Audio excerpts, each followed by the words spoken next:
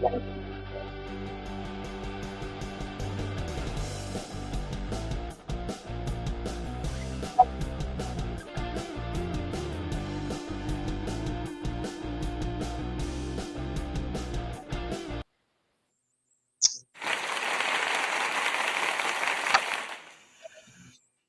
back. Welcome back. This is T Will. We're back with another episode. Got a few topics to talk about. We're gonna talk about some things that's gonna be in the college football playoff.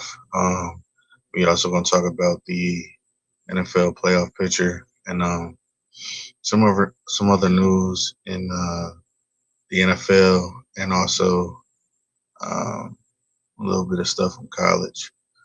But let's get into it. First topic we got is playoff first round.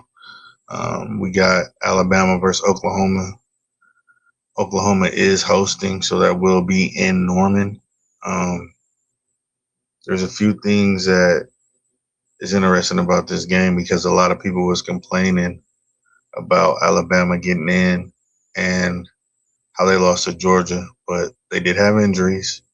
They, did beat Georgia in the regular season. So when you look at that, you got to say the head to head has to matter. If I go to your crib and beat you in your crib, that has to matter. And I think maybe they was off that day or whatever, but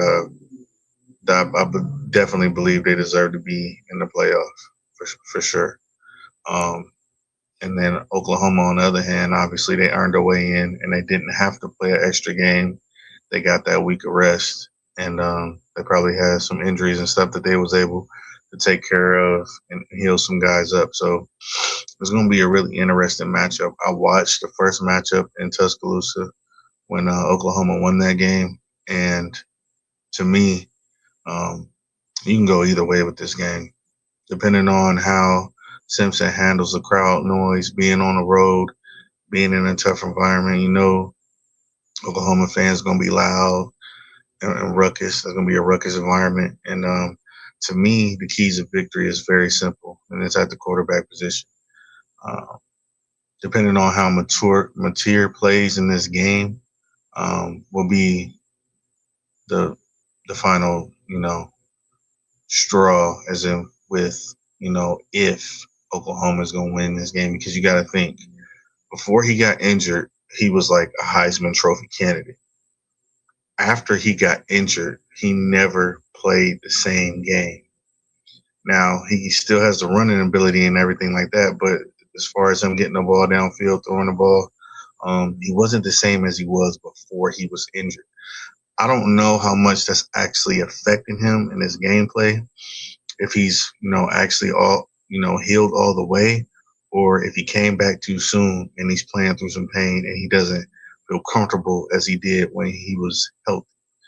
Uh, then you got to look at how is Simpson going to respond after the championship performance in the SEC championship game, because being young, going through some adversity on a big stage in the SEC championship game, the offense was struggling. They had some guys out. I'm willing to see. I can't wait to see how this game actually unfolds. Um, and it's probably going to end up being who can run the ball better, because both defenses are solid. Um, and I know Oklahoma's going to bring a lot of pressure, try to put Simpson under pressure, not give him a lot of time to get comfortable back there in that pocket. But you want to see, a young guy, how is he going to be able to respond to adversity? Everybody already doubted you because y'all lost an SEC championship game, and they're not really looking at your whole season body of work. They're looking at what you did the last game you played. So it's going to be very interesting. This, to me, is really a toss-up.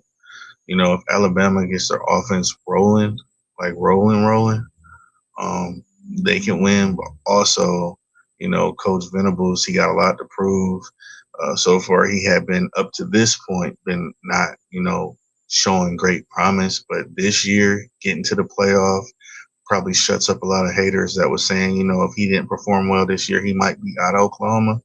But I think it's very impressive what he's done this year. And This is gonna be a really good game, and if Simpson is able to keep his composure and handle the crowd noise, and because they be getting loud out there in Norman, so it's gonna be very very exciting to watch this game.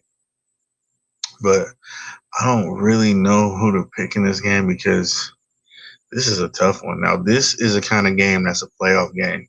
When you want a playoff game, it's a game where you don't know who's going to win.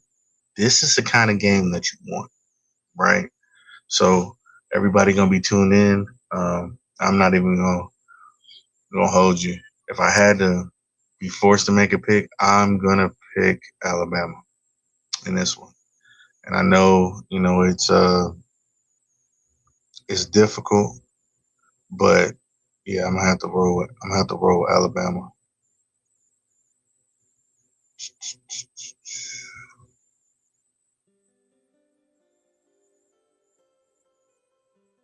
Next up, we got Texas A&M versus University of Miami. Um, when you look at this matchup, a lot of people wanted to complain about Notre Dame not getting in, and it's just like, bro, you lost to both of these teams. You do not deserve to be in. You don't. One beat you at the crib, you went to the other one's crib, and you lost there. So at this point, you got to think, you know, hey, man, you guys had your chance, one-on-one matchup, head-to-head, and you lost. And the only really other win you got to, really speak on is USC, and USC's they're not in the playoff. So I can see if you had a choice between Texas A&M, Miami, and Notre Dame, these two would beat them out all the time. And my advice to Notre Dame is, hey, join the Big Ten or join the SEC. If you want to get in the playoff, you're going to have to stop skating your way into the playoff. And now that y'all signed this contract that if y'all in the top 12, y'all are guaranteed a berth in the college football playoff. But here's the kicker. If they don't rank you on the top 12, they don't believe they don't believe you play the top 12 schedule, they'll just keep you on the outside, 13, 14, 15. So at the end of the day, if they keep y'all between 13, 14, 15, and y'all not 12 and above, y'all still out. So you might as well just go ahead and join the conference and get it over with. You might as well do that. But as far as the concern of this game, I thought about it. Kyle Field is crazy.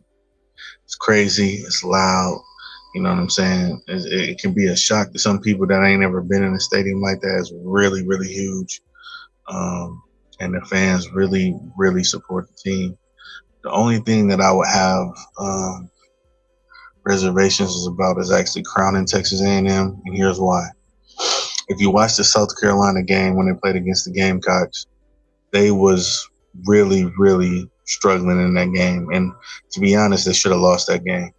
And when you're struggling against a team like, South Carolina, and you're coming up against a team like Miami, how are you going to be able to handle that defensive line and stuff like that when you just went to Texas and you had to handle a lot of pressure from their defensive line and their defense? The only thing that I can say that is questionable in this game is I know Marcel Reed, the quarterback, he had got hurt in the Texas game, and he was really trying to, fight through some discomfort that he had. But I believe that he's going to be healthy, good enough to go for that game, and we just going to have to see. On the Miami side, you got to think about Carson Beck, and is he ready for this moment? Is he ready to show that all the stuff that they said about him at Georgia is not true? Is he able to get into this big game environment and actually deliver, not turn the ball over, not throw multiple interceptions, being smart with his quarterback play? But like the Oklahoma and Alabama game, this is another game that, depending on how it goes, it can be close or it can be a couple score win by either team. When I say that, who can make the big plays down the field? Which quarterback can make the big plays down the field where you don't have to keep on running the ball, get the ball, get a big play down the field? And with Concepcion and them on Texas A&M, they got threats. But also Miami has Tony. They got threats. So if I had to make a choice, I'm gonna pick Texas A&M just because I've seen what um, Miami did against Louisville, and that kind of really stuck with me watching that game. And Carson Beck making those mistakes, not really, playing a clean game. And now, when you look at it, even though Texas A&M was down at home all on points to South Carolina, they came back and won. So that shows me that this team wants to fight.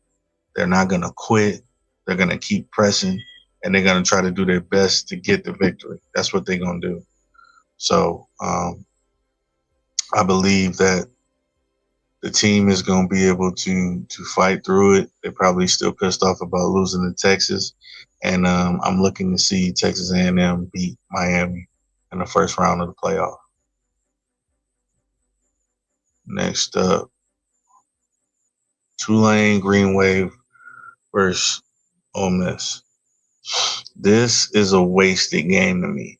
And this is what I was saying, the difference between the Oklahoma Alabama game versus a Tulane Ole Miss Rebels game.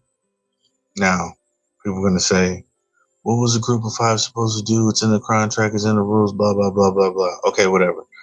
Take Tulane, take JMU, get them a group of five championship game. Bam, that's the end of that. Now you can throw in Notre Dame and you can throw in Texas, and now you got an awesome first round instead of this lackluster first round. You got two good games and two games that ain't nobody going to watch. Probably going to be, during those two games, people going to probably be getting their cooking done and their eating done besides the Oklahoma game and the Alabama game or the Texas A&M game and the Miami game. If you want to call it a true playoff game, you have to make sure that you put the best teams in. And if you don't, then it's not. Is it really a true playoff? Because this is really like a first round bye. Because if Ole Miss goes up 35 something or 45 something, all they got to do is take their first string out, and they're gonna rest the second half or the rest of the game and get ready for the next game. Obviously, it's in Oxford. I don't believe Tulane has a chance. They already got beat by them, and it's a repeat of a game that was actually a blowout. Now, if it was a game that went to double overtime or it was a game that was lost on the last second field goal, it didn't make a lot of sense. But when you get blown out like that and they want to put you on this level, it's like, what's the point? So, Ole Miss, big.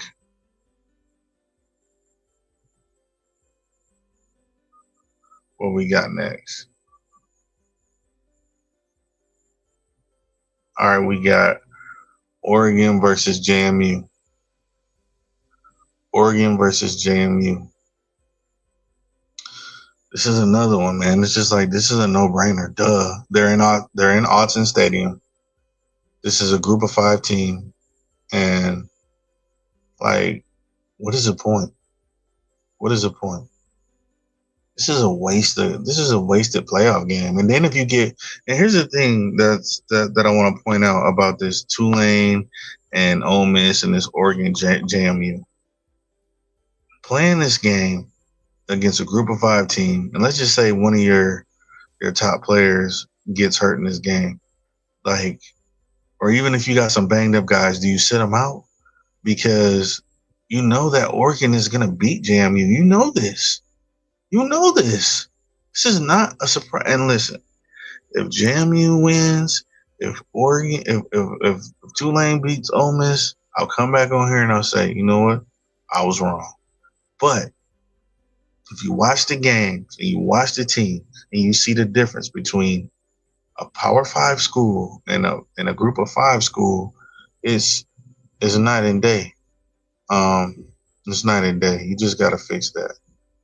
You have to fix that, because don't nobody want to waste their money, $1,000, $850, $500 to go to a game and a team that they playing against is garbage. Don't nobody want to do that. It's like, if I'm going to spend my hard-earned money going to a playoff game, I don't care if my team has a chance to win or not. I want to see them play another good team.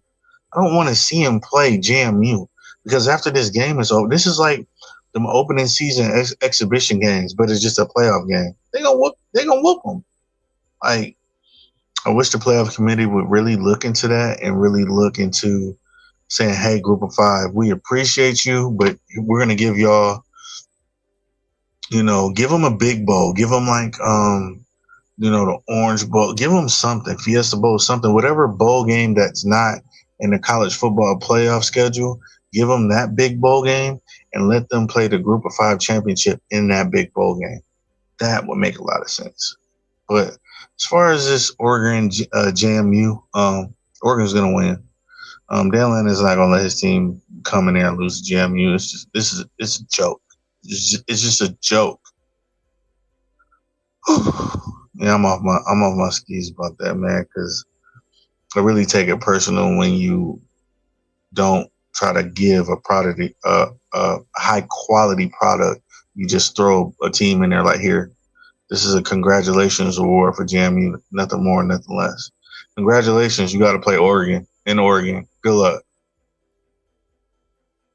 Next up, I wanted to bring this topic up about Shedeur Sanders, and last week it was, oh my God, he's showing promises and this and this and that. And I've always been a supporter of Shedeur. I've always believed that he was a great thrower of the football. Really, really, really tough. You can't break him. You can't shake him. And just to hear people's tunes change from last week to this week is very, very disturbing, man. It's disturbing. It's not genuine. It's just downright nasty.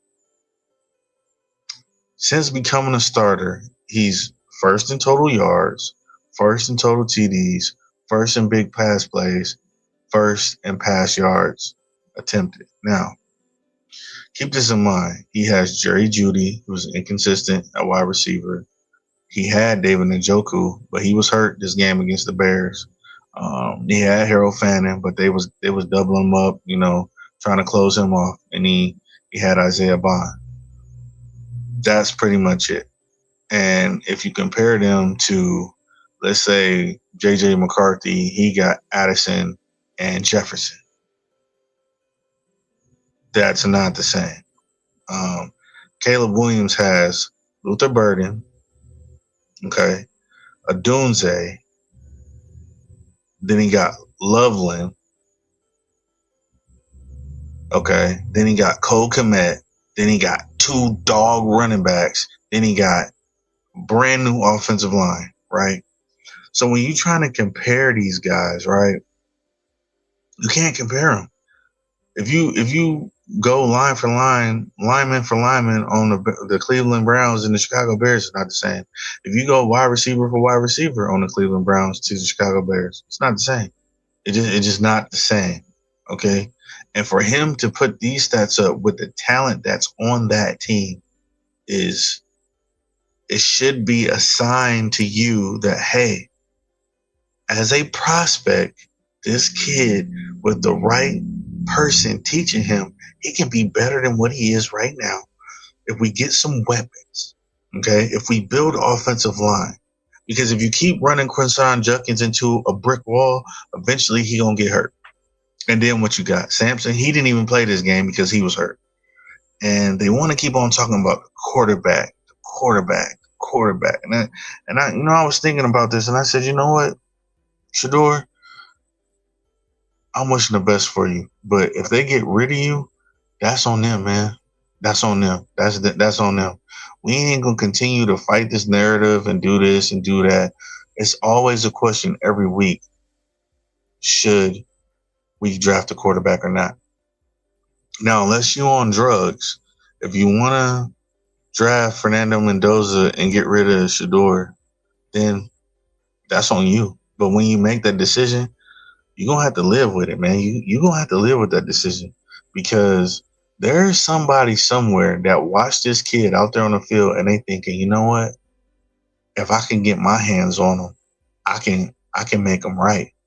I can make him right. And all that stuff is saying about he ain't mobile, he can't run, he can't do this. He can run. He ran for a touchdown. He dang near ran for a first down. He was the leading rusher the last 2 games for this team. He the quarterback. Make that make sense. He the one that's moving the ball the most in the air and on the ground with his legs. And you talking about drafting another quarterback? That's insane, man. That's insane. All you got to do is look at the roster and know that this team on offense is not that good. You playing with all backup offensive linemen except for one that's about to be on his way out the door. He like 34, 35. He not even playing that good. And you expect him to be the savior of the Cleveland Browns by himself? There's not one quarterback that I've seen win a game by themselves. But what he has shown is that he is competent and he is smart and he is fearless and he can play quarterback. And if you want to argue that point, then to hell with you because he can play. And if you don't believe it, then that's on you. You can hate him. You don't have to like him. But one thing you're going to have to remember is that this kid is an actual starting caliber NFL quarterback. And with the right personnel and the person that know how to call plays, the person that knows how to get the best out of him, to encourage him instead of stabbing him behind his back and giving him the wrong play card or whatever the crap that they got going on, he can succeed with people that want to support him. Because you can tell he ain't playing the game because of money. He playing the game because he actually loves the game. And I think people miss that point. He actually loves the game. There's a lot of players that play the game, but they don't love it. But you can tell that he loves it and he wants to compete. How can you not like somebody like that? Next up, we got the current NFL playoff picture. On the AFC, you got the Broncos, number 1 seed, NFC Rams 1 seed, and then you got the Patriots second, Jaguars third, and then you got the Bears second and the Eagles third.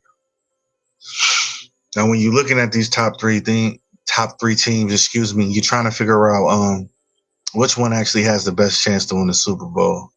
And I'm gonna tell you, man, the Rams offense. I know Devontae, he got hurt. He hurt his hamstring, but that Rams offense, man, is just nasty. It's nasty. It's nasty, man. I didn't know the Rams was going to be this good. And actually continuing to watch Puka, I knew he was good, but man, that dude is a straight up beast. I don't know how he didn't get drafted like in the top, but maybe somebody else. And this is why I say, just like with Shador, didn't nobody look at him as a first round talent, but look at what he is, a first round talent. And he has a coaching staff that's competent. Sean McVay, straight up G, competent, right? Their offense looks great. The Rams look great. And, you know, when you're looking at these top 1 and 2 seeds, that might be your Super Bowl. It might be. But like I said, anything can happen. I don't know what's going to happen with Devontae. You know, is he going to be able to heal up quick enough for the playoffs? You know, how long he's going to be out, how serious that injury is. But, you know, I'm trying to figure out if, you know, is these two number 1 seeds really, you know what I'm saying, like, going to be the Super Bowl? Because watching that Broncos defense, oh, my God. Oh, my God. That Broncos defense is like something straight up nasty. Nasty. They was giving it to Jordan Love, smashing the receiver, smashing the running back, smashing them. And, you know, Green Bay had a couple, you know, good runs or whatever, but for the most part, man, the Denver defense can win a Super Bowl by themselves. Just like the defense, and it's crazy because Denver always got these defenses. It's like, I don't know if y'all remember when Cam Newton went to the Super Bowl and Denver had that defense. That was nasty. I don't know if this defense is as nasty as that one, but it's pretty nasty, right? And then when you look at the teams below this, you know, you're looking at the Patriots, the Jags, the Bears, the Eagles. To me, I don't believe the Eagles going to make it to the Super Bowl, so we can count them out. The Bears, they could be a threat to the Rams. They could be.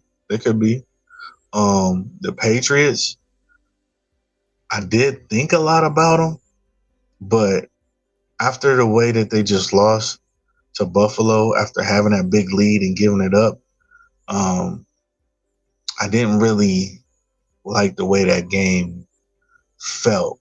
Like you guys had control of the game, you had a big lead, and then you let Josh Allen come back and beat you. And I don't really know how to feel about that. So um, at first, I was like, yeah, at the first half, I was like, yeah, the Patriots are going to the Super Bowl. And then when Josh Allen and them came back, I was like, damn, I don't know. I don't know, man. And it seemed like the game got tight, pressure got tight, and Drake May threw a pick. And it's just like, is he gonna learn from this game? Because when the playoffs come, it's gonna be more more difficult. So we gonna have to see, man. We gonna have to see.